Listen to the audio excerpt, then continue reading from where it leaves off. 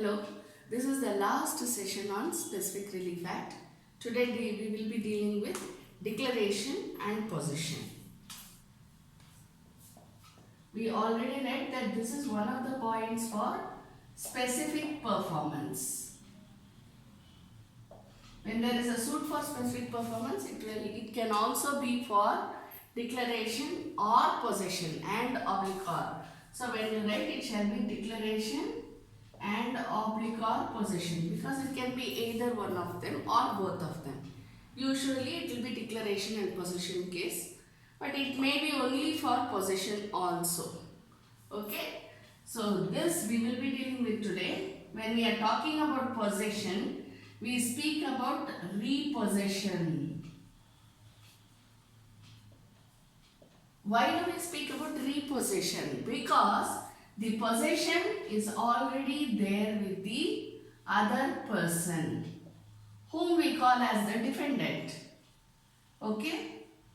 So when we are talking about the possession part of it, the possession of the property, either movable or immovable property, is with the other person.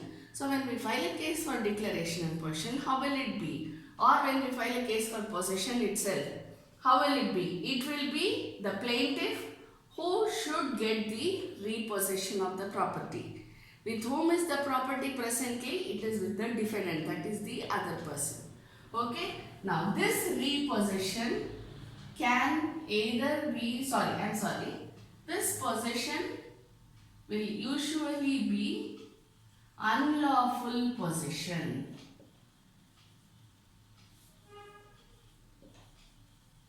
Unlawful possession. When does possession become unlawful?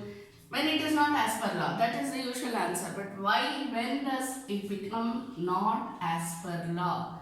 When either the other person has no right or title or interest. Even if he has right and interest, it doesn't mean that he can keep the possession to himself. What he needs, importantly, what he needs for possession is the title. Therefore, whenever we file the case for possession or repossession, however you term it as, we always file for declaration. Declaration means what? Declaration, the court declares the plaintiff to be the title holder.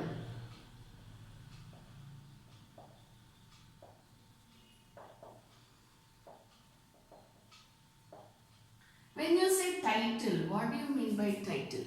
How should the title be? Title should be absolute. See, when you are reading when you are going through the absolute sale deed, what do you find? To have and to hold. Absolute ownership shall devolve. When you are looking at will, this is how it is written. When you are looking at partition deed, when you are looking at absolute sale deed, anything, gift deed, anything which delivers the title to the other person, you will always see something related to the absolute title or absolute ownership. What do you mean by absolute ownership? Absolute ownership means that he is the whole and sole authority to do whatever he wants with the property.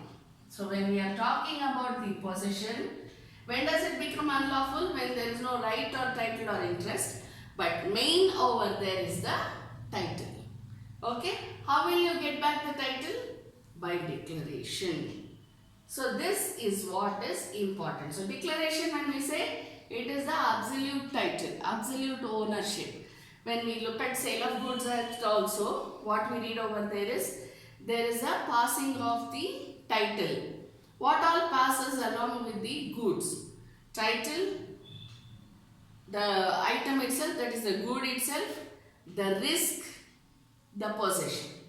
Am I right? So all these pass along with the goods. Same way when we have buy immovable property, the absolute ownership passes on to us. So we become the whole and sole authority for whatever is the property. When a person doesn't have the absolute title, when a person doesn't have a title at all, see, a person may have an interest, may have right. I'll give you an example. Suppose there's a co-partner. Okay. Now we have Hindu Succession Act, Indian Succession Act, all this. There is a co-partner. What does the co-partner do? I have a title over the, I have a right over the, I have a right over the property. Therefore, give me a part of the property. He asks it as a matter of right. Okay, it's common. Now, maybe in a partition deed he may ask, or he may ask in P and SC case, whatever is the case, okay? Of course, it doesn't come in P and SC case, it comes in partnership. Suppose he asks, because he has a right, and because he has a right, he has an interest in the property. Now, but he doesn't have title. Therefore, he is asking for the title. Give me a share in the property. That means what? I have a right over the property. You give me a share in the property. Understand? By getting a share in the property, he gets a title.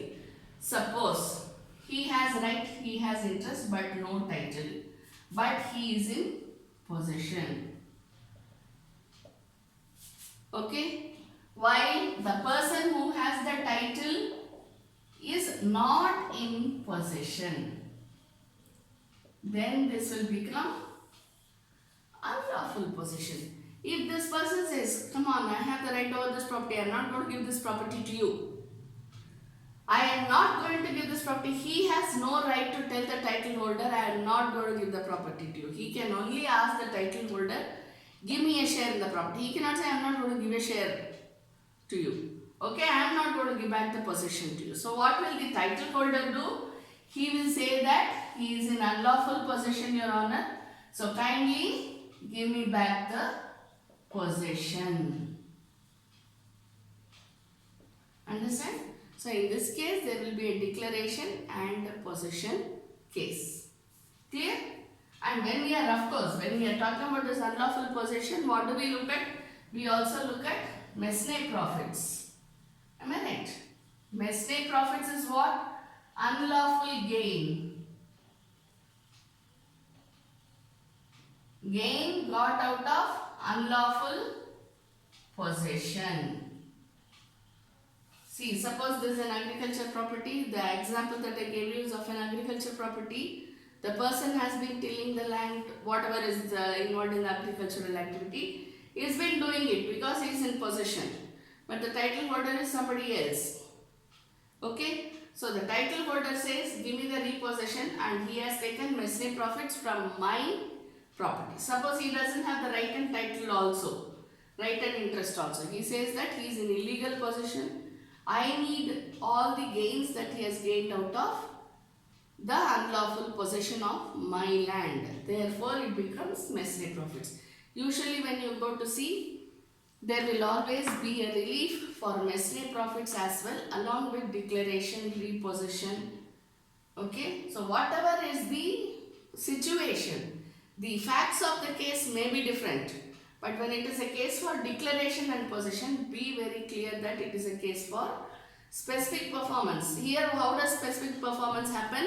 By declaration that the person is the title holder. By the giving of repossession, the delivery of possession. When the court actually declares the plaintiff to be the title holder and the government actually directs the defendant to give the possession to the plaintiff, then it becomes the specific performance. Mind you, I already told you, specific performance may be out of contract or may be out of any duty or liability. In this case, it comes under duty or liability. If there is a contract, then it comes under the contract. Okay. So when you are given a case study, please read the case study very, very carefully and then start answering the question. Don't blindly go by, oh, this is a case for specific performance, let me start off. That is not how you approach the question paper. Okay. Thank you. We'll meet again.